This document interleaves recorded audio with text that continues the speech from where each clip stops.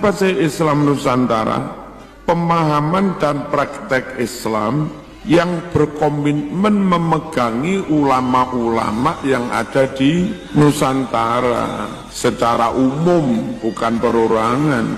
Kalau kita memegangi ulama Saudi, rata-rata sudah Wahabi, meskipun ada satu dua kayak Said Maliki, Habib Zain yang Ahlus Sunnah. Kalau memegangi ulama-ulama Yaman secara umum, nggak bisa ulama Yaman yang utara Wahabi, pimpinan Mukbil. Yaman Selatan rata-rata Syiah, Muhammad Ali Soleh, dan seterusnya.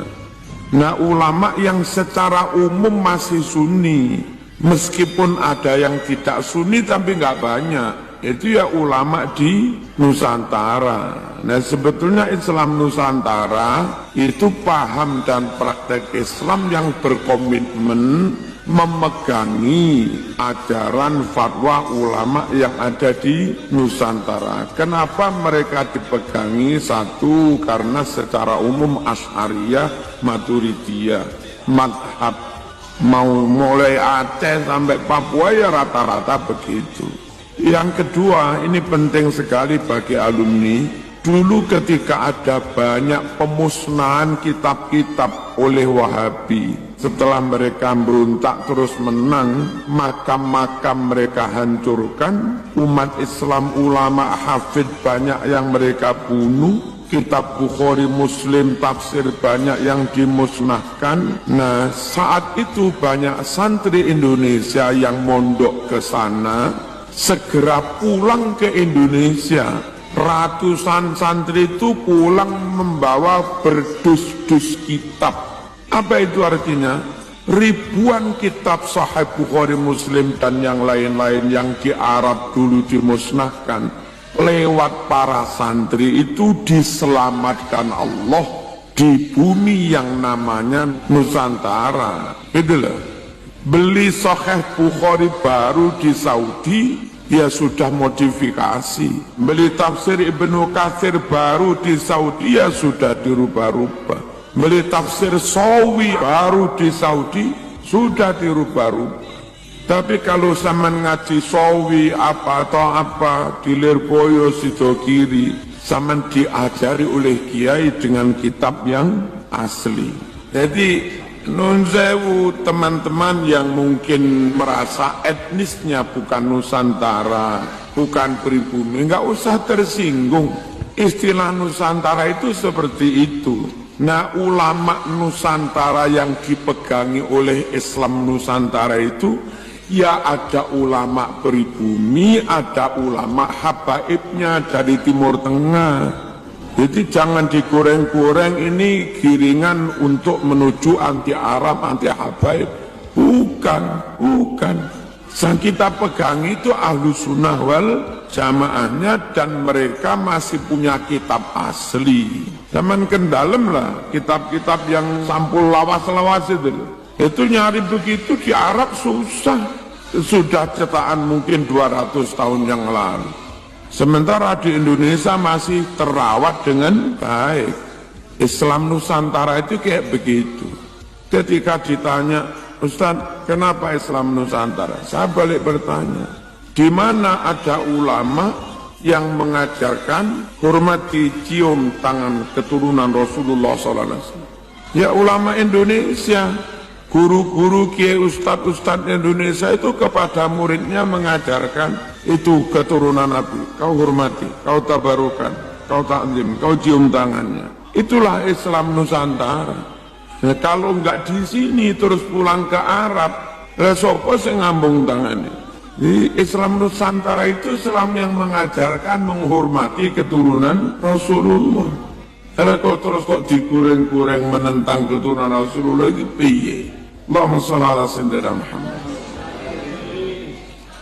Terus Islam Nusantara itu Islam yang dalam membuat kebijakan sosial, ekonomi, berpolitik, berbangsa, bernegara itu lebih seret mengikuti kebijakan, arahan, guidance, bimbingan dari ulama-ulama Ahlus Sunnah wal Jamaah baik pribumi maupun habaib yang mereka memang sudah bertahun-tahun ada di Indonesia, hidup dengan suasana Indonesia, hidup dengan rasa Indonesia, dan tentu tahu problematika bangsa Indonesia, tahu heterogenitas permasalahan yang ada di Indonesia. Ulama yang kayak begitu itu kita jadikan rujukan, tempat bertanya dalam membuat kebijakan yang menyangkut politik negara, politik kebangsaan. Orang semacam Habib Lutfi, ya kan? Kalau dulu di Jakarta Habib Ali Kuitang dan seterusnya. Apa Islam Nusantara itu? Yang dalam membuat kebijakan-kebijakan ekonomi, politik, sosial, dakwah itu lebih sering mengikuti ulama yang sudah lama hidup di Indonesia, di Nusantara. Kenapa enggak harus ulama Mesir? Kenapa enggak harus ulama luar negeri? Satu, mungkin mereka Ahlus Sunnah Jamaah, Asy'ariyah sama, Maturidiyah sama, Syafi'iyah sama, tapi meskipun akidah podo, kalau enggak lama hidup di sini, mereka nggak tahu permasalahan bangsa, nggak tahu heterogenitas, nggak tahu ukuran sakit itu sampai kayak apa, sehingga dosisnya yang pas berapa. Nggak tahu orang ini lambene sak piro, sehingga nggak rujak lomboe piro itu nggak eruh. Jadi ketika untuk menentukan nasib bangsa, masalah politik pemerintahan, kita lebih seret ngikuti Habib Lutfi daripada Habib yang Mesir, podo-podo Habibe. Itu bukan konteksnya kita anti Habib Mesir, konteksnya Habib Lutfi Ahlu Sunnah, plus dia tahu permasalahan bangsa. Lah kalau untuk itu saja pendapatnya harus ngimpor ulama Timur Tengah, mereka tahu Asy'ariyah, mereka tahu kitab I'anah, tapi mereka nggak tahu Wagir, mereka nggak tahu Papua, nggak tahu Bali, nggak tahu Sampang. Kalau tahu-tahu mereka langsung dawonya harus diikuti, bla bla bla bla. Presiden ini yang pilih, mereka nggak tahu. Nah ini loh mas, Islam Nusantara itu begitu. Zaman harus clear. Kalau nggak clear nanti zaman ngilok-ngilok nih ulama NU. Padahal mereka ya gurumu, atau minimal gurumu.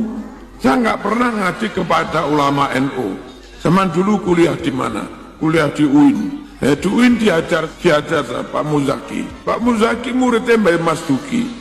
Pas ada kasus pengadilan Ahok sama Buniani, itu ada pihak yang ngotot menghadirkan saksi ahli dari Mesir, saksi ahli tentang tafsirnya nggak boleh berwalak pada orang non muslim. Maidah berapa itu yang sempat rame itu. Nah terus bukan kita nggak percaya tentang kealiman mereka, ulama Mesir tentu tahu tafsirnya ayat itu, ulama Saudi Yaman tentu tahu tafsirnya ayat itu. Tapi apa mereka tahu konstelasi politik yang terjadi di Jakarta, dan bahwasanya sidang itu nanti menang atau kalah akan berdampak besar terhadap masalah perpolitikan. Wong ada Pak Quraish Shihab yang juga ahli tafsir, ada Gus Bahak yang juga ahli tafsir. Kenapa harus mendatangkan dari mereka? Betapa orang ini nyun sewu nggak mengerti bahwa konsep agama dalam tatbik itu mesti terkait dengan kondisi real yang ada di lapangan. Ulama Ahlus Sunnah manapun pahamnya sama, tapi ketika harus mentatbik, mengapply di lapangan, itu antara Mesir, Turki, sini tidak sama, memang kondisinya beda. Paham ya? Nah, jadi istilah Islam Nusantara itu seperti itu. Allahumma shalli ala sayyidina